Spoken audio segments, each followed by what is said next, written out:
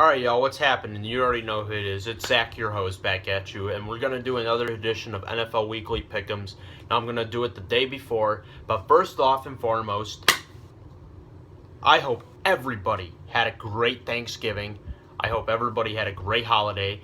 I hope you all had enough time to spend with your friends and family. I hope you were able to be grateful for what the purpose of the holiday is, and enjoying food and football, and even not football. I didn't watch much for the football this past Thanksgiving, even though my boys were playing. I watched a little bit of it, and then when I saw like the first half was ugly, I was like, I'm not even going to bother with the second half.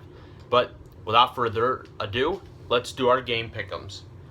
And we're going to do this on my computer, so that's why if you see me look up, then that explains why. First game up, we got, as the tomorrow night's game, we have the Green Bay Packers at the Detroit Lions. You guys might think I'm crazy. I'm going to take the Detroit Lions. Lions have been playing really good football as of late. Packers don't know Packers just don't know who they are. I don't know. I truly don't know. It's been a tale of two teams, because you know what I mean? Like, ever since Green Bay was 7-0, or 6-0, I think. Yeah, since they were 6-0, it's not looking good for the Packers. They've lost 4 out of their last 5 games. They see themselves in second place, and they hold on to that second wild card. Meanwhile, Detroit, a team that was 1-7 and had fired their GM and their president, have made a pretty good run. Now, I don't want to hear this crap about how they beat the Raiders and the Eagles. Well, it's funny because during their 3-game win streak, these Green Bay Packers were one of the teams they beat. So, that's what I look at. But I'm going to take the Detroit Lions as part of an upset, more or less. Next game, we got it's a clash of the New Yorks. We got the New York Jets, technically at the New York Giants. Damn, this is a tough game to pick, because both these teams are in a playoff race. The Jets are in the East, the AFC's playoff picture by the wild card, while the Giants are in the NFC East clash with the Redskins. And I'll get with the Redskins later on. Because they have a stronger team, I'm going to take the Jets. I think Ryan Fitzpatrick's been way better than Eli Manning this year. Granted, Beckham Jr.'s had a great year. Brandon Marshall's having a fantastic season. Brandon Marshall is, I think, the only... Or no, quote me on that, but I think he's close to another 1,000-yard season. I mean, for the Giants, who do they have besides Beckham Jr.? They don't have Victor Cruz. Ruben Randall's been hurt all year. They have absolutely no running game. Who are the running backs? Rashad Jennings, Andre Williams, and that one motherfucker that scored I think Orleans Darkwa. Their running game shit. I got the Jets. Next game, we got the Arizona Cardinals at the St. Louis Rams. St. Louis ain't about shit, and I think Jeff Fisher is going to be gone after this year. I think Cardinals take this big. I think that they take this big. Next game, we got the... Wait.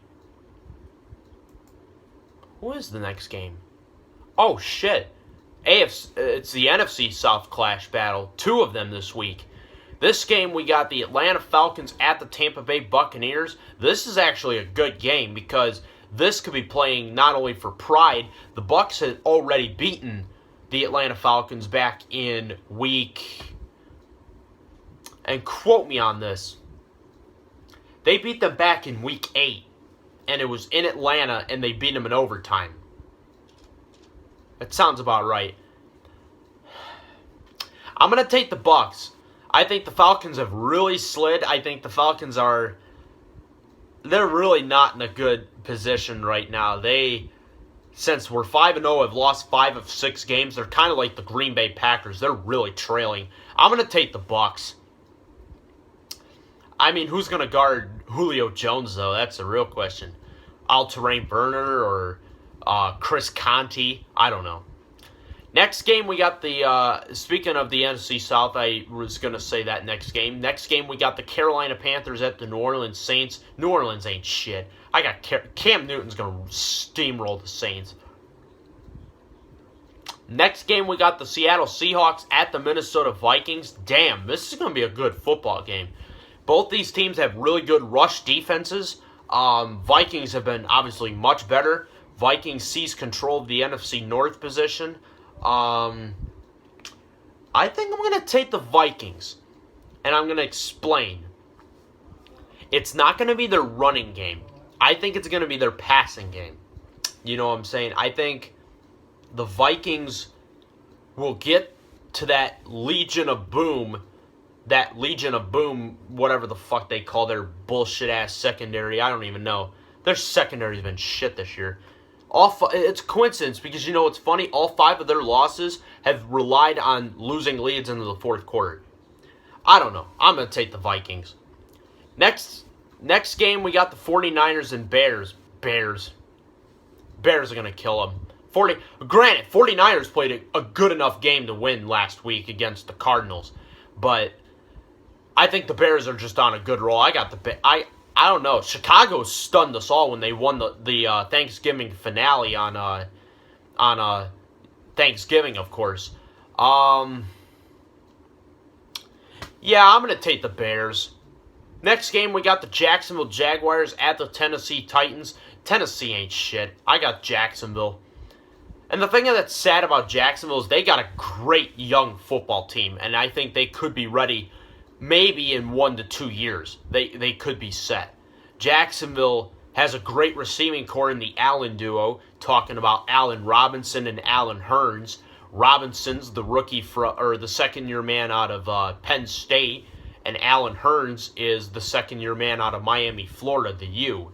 But those are 2 very good-looking wide receivers for Jacksonville. They just need a tight end that can, pass block. Mercedes Lewis is getting old, and Mercedes Lewis always gets, penalized for holding. Yeah, I'm going to take the Jags. Next game up, we got the Houston Texans at the Buffalo Bills. I think this is going to be a good defensive game, but I'm going to take the Texans. I think the Texans are on just too good of a roll right now. They've won 4 straight.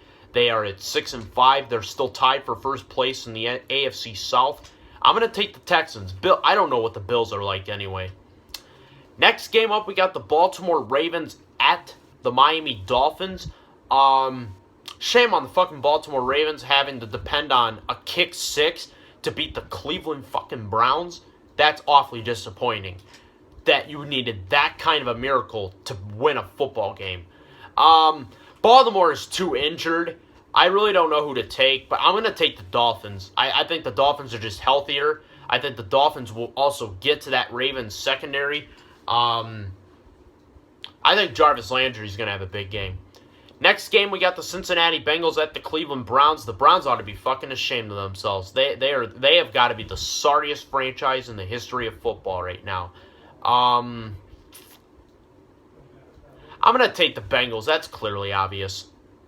Next game, we got the Kansas City Chiefs at the Oakland Raiders. Damn, I hope this is a game that maybe I can watch. This is a good-looking football game.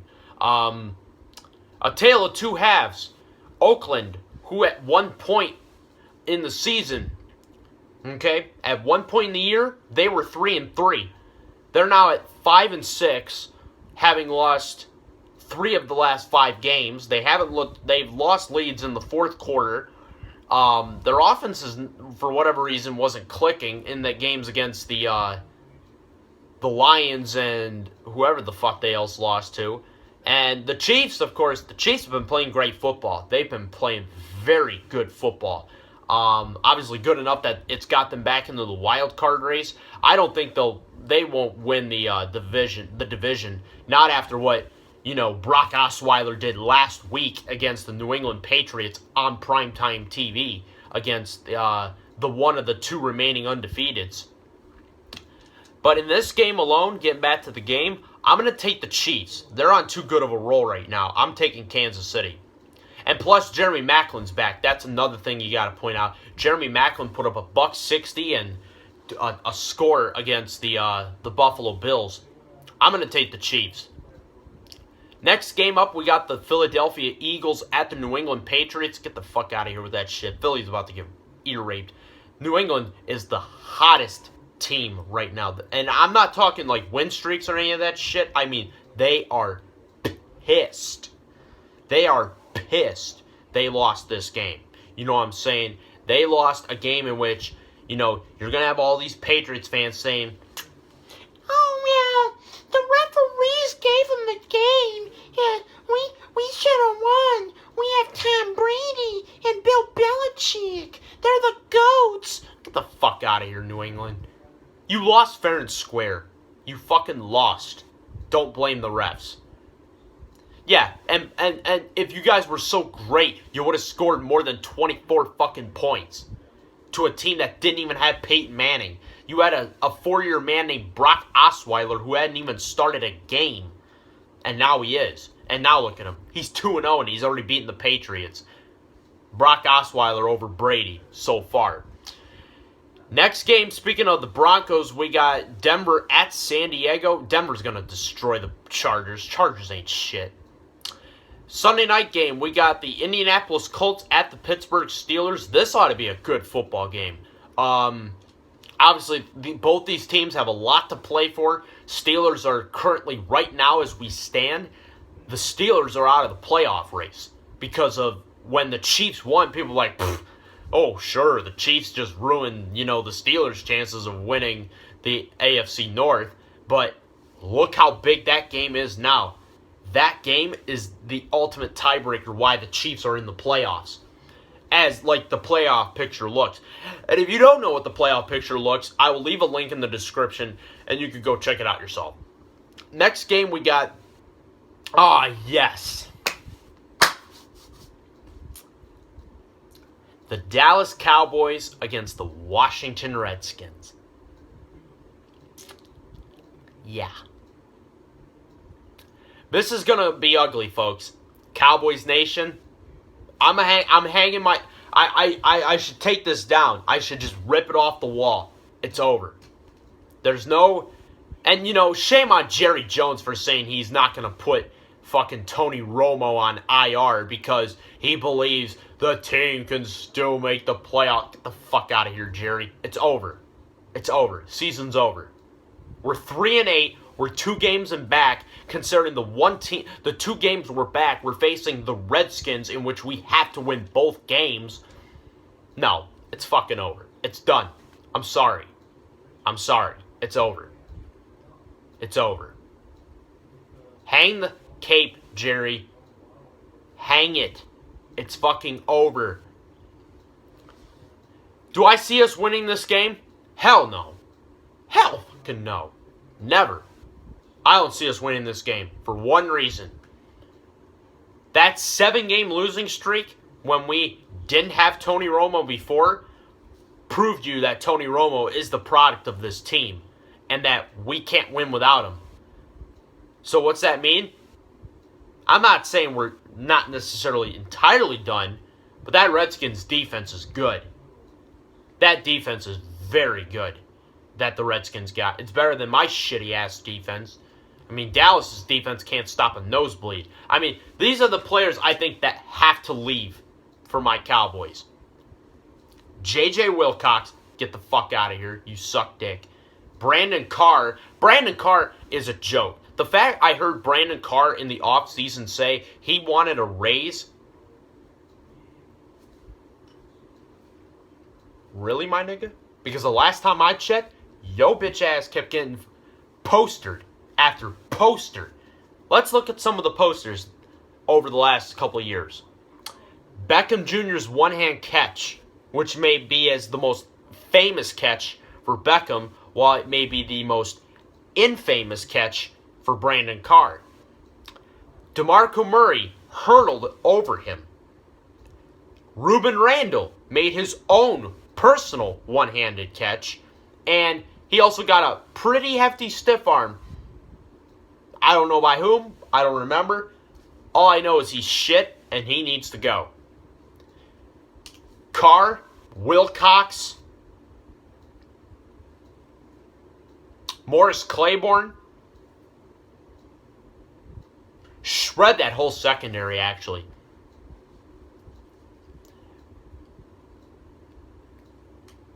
Outside of Byron Jones. Now, granted, Byron Jones made a stupid play on Thanksgiving, hurling over his own lineman, thinking he can get away with it. Nice try, Byron. It's a good try. Just ask the Patriots. They know that play.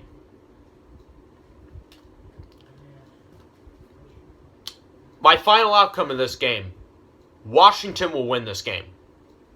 There's no way of saying it. And yes, Kirk, you like that? You like that? I like that. I'm just playing. But, no, let's face it. Cowboy Nation, it's over. But does that mean I'm not going to stop watching this team? No. No. I'm going to continue watching this football team. I'm going to continue watching this team. It's not going to be easy, and I'm not going to like it, but that's what a fan does. They stick with their team throughout the entire year. But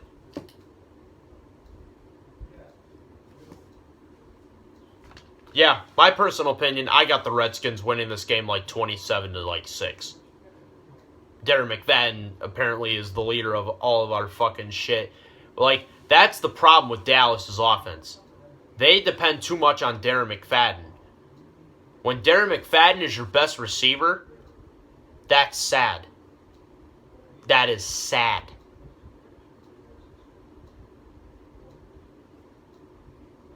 But anyway, does it for another weekly pick'em. Take care, everybody, okay? May God bless you.